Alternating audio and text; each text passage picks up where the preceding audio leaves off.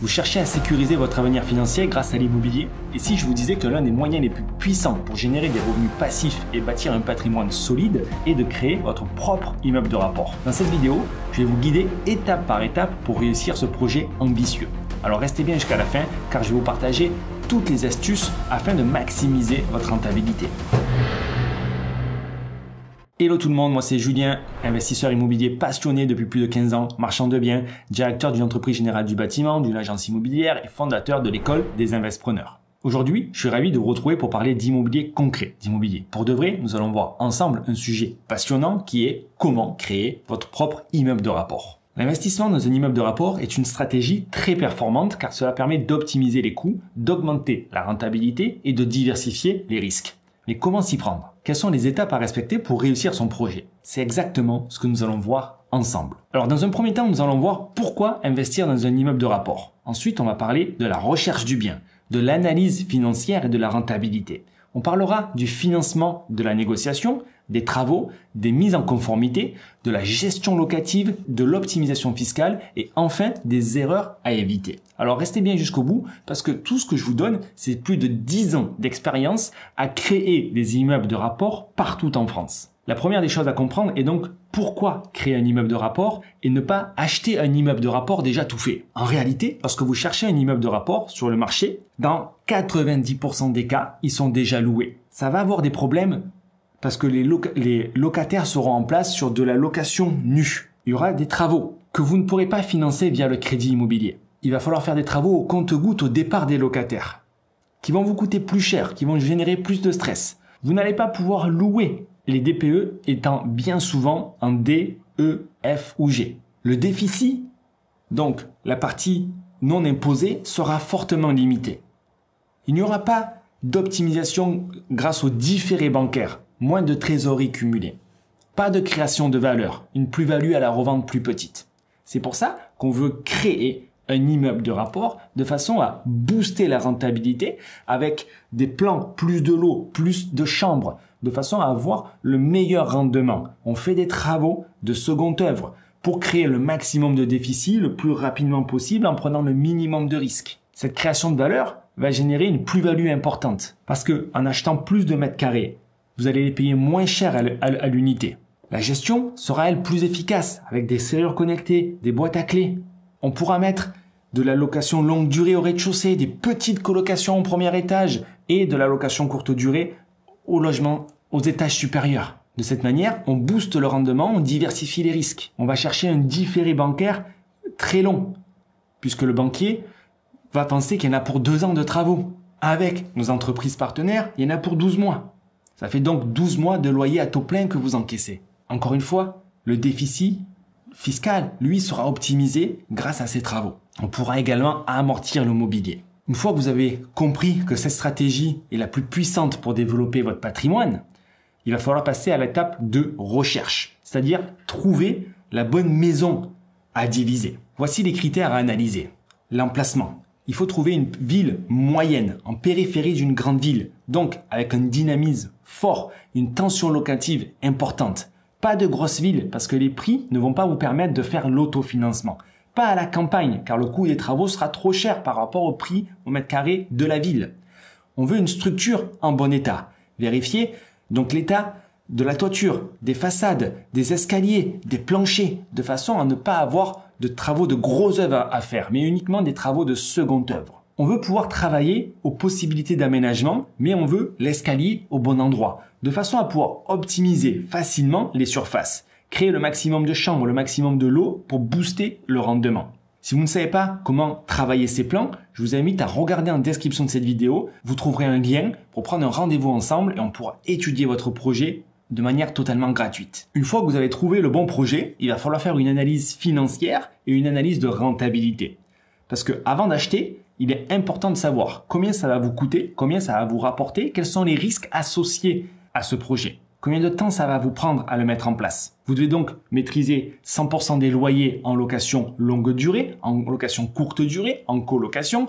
Vous devez évidemment maîtriser toutes les charges fixes, les charges variables, le prix, l'électricité, les frais de gestion, anticiper les futures taxes foncières qui vont arriver, les dépenses énergétiques, les assurances, les impôts, de façon à avoir Un plan pour anticiper le cash flow à l'euro près que vous allez avoir sur les 10 prochaines années. Et ça, c'est totalement possible de s'assurer à 100% des recettes avec les bonnes assurances, avec les bonnes datas qui vont vous garantir la véracité des informations. Il faudra évidemment connaître les prix du marché de façon à s'assurer à faire une plus-value immédiate lorsque les travaux seront finis. Pour ça, il faut connaître les prix pour chacun des types de surface des logements que vous allez créer. Vous devez maîtriser des données telles que le taux de rentabilité brut, le taux de rentabilité net, le TRI, c'est-à-dire le taux de rendement interne, le cash flow. Tous ces éléments-là ne doivent pas avoir de secret pour vous. Pour vous donner un indicateur, un bon investissement doit arriver à un rendement net d'environ 7 à 10% de façon à s'assurer l'autofinancement. 70% du loyer doit représenter 100% de la mensualité.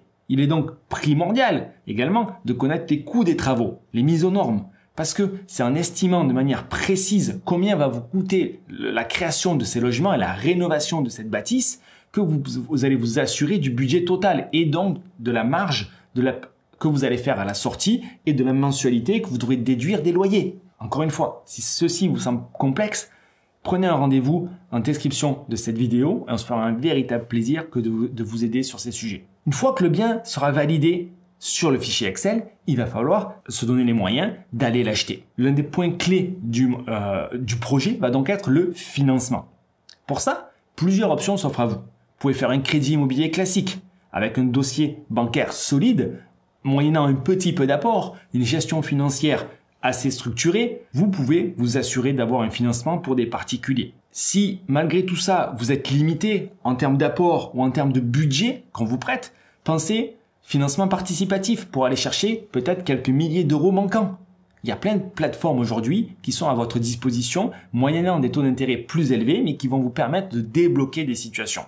5e étape, il va falloir faire les travaux et la mise en conformité. Parce qu'une fois l'immeuble acheté, ces travaux vont vous permettre d'arriver à un DPE, D au minimum, de façon à pouvoir louer à l'avenir sans aucune contrainte. Vous allez donc respecter des normes électriques et des normes énergétiques de façon à avoir des logements décents, sans risque, avec des consuels pour vous garantir la sécurité des locataires. Sans oublier de réaménager les espaces de façon à valoriser le potentiel pour les locataires et pour les futurs acquéreurs. C'est de cette manière que vous allez gagner de l'argent à court terme avec le cash flow et à long terme avec la revente. 6e étape.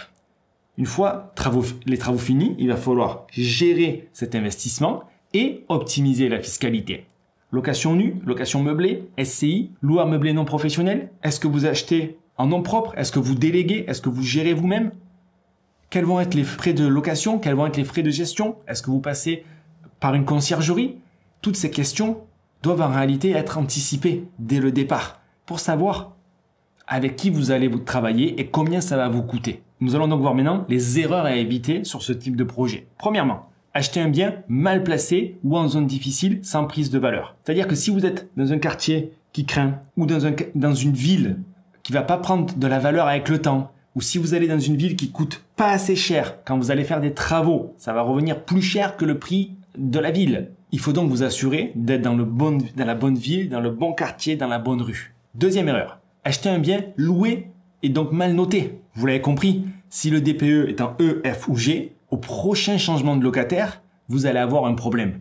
Il va falloir faire des travaux de rénovation. Potentiellement, vous ne les aurez pas anticipés ou vous aurez emprunté un petit peu d'argent. Mais si le locataire part dans 2 ans, la banque ne va pas attendre 2 ans pour que vous débloquiez cette somme. Il va falloir donc injecter de l'argent de votre poche. Troisième erreur, acheter trop cher par rapport au prix du marché. Parce que la plus-value va se faire à l'achat et non pas à la revente. Il ne faut pas penser que vous allez gagner de l'argent avec l'inflation de la ville. Il faut penser que vous achetez sous le prix du marché, vous faites les travaux et vous êtes toujours au-dessous du prix du marché. C'est comme ça que vous allez gagner de l'argent et vous assurer de pouvoir revendre rapidement en faisant du cash. Quatrième erreur, ne pas anticiper les coûts ou les frais cachés ou oublier certaines dépenses. Lorsqu'on fait la création de logement, il faut un cahier des charges, une liste à l'après-vert. On ne peut pas s'improviser pseudo-investisseur. Une dépense qui est fortement oubliée est par exemple la taxe d'aménagement. C'est comme dans la construction neuve. Vous allez créer un nouveau logement, la mairie va venir 2 ans plus tard avec une facture sur la taxe d'aménagement. Si vous ne l'avez pas anticipé, vous allez avoir une mauvaise surprise. Dans certaines villes, ça varie de 2 à 3, 4 000 euros, mais ça peut même monter à 10 000 euros. Il faut donc avoir un cahier des charges sur tous les aspects à ne pas oublier. C'est la force d'Investpreneur, où on peut vous aider avec une méthode, un process rigoureux pour ne rien laisser au hasard. Et soit dit en passant, on peut vous aider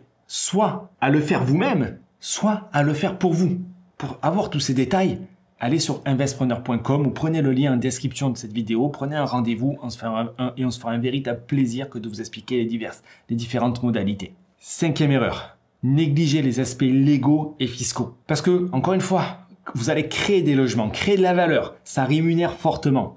Par contre, il faut faire les choses dans les règles de l'art, respecter le plan local d'urbanisme. Il y a peut-être des règles de place de parking, de local poubelle, de local vélo. Imaginez, si vous tombez sur un locataire qui, quelques semaines plus tard, après son arrivée, réalise « Ah, mais il est où le local poubelle ?»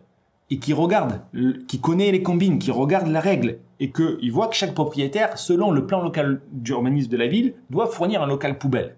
Vous ne l'avez pas prévu dans les plans. Qu'est-ce qu'on fait? Ok, vous allez peut-être négocier avec le locataire, faire un rabais sur son loyer ou voilà, avoir le risque qu'il aille voir la mairie et qu'il ramène quelqu'un de la mairie chez vous. C'est une épée de Damoclès que vous pouvez avoir sur la tête. Autant suivre un cahier des charges pour ne rien laisser au hasard. J'espère que cette vidéo vous aura plu et que vous êtes motivé et que vous avez compris que créer un immeuble de rapport, c'est à la fois très profitable et à la fois ça demande un parcours, une méthode clairement définie pour ne rien laisser au hasard. Si vous voulez avancer sur le sujet, je vous invite à vous inscrire à la prochaine conférence que je donne sur le sujet en direct. Vous trouverez le lien en description de cette vidéo. Je vous dis à très vite, soit dans la conférence en direct, soit en visio si vous prenez un rendez-vous et qu'on parle de votre projet, soit dans la prochaine vidéo. Ciao, ciao!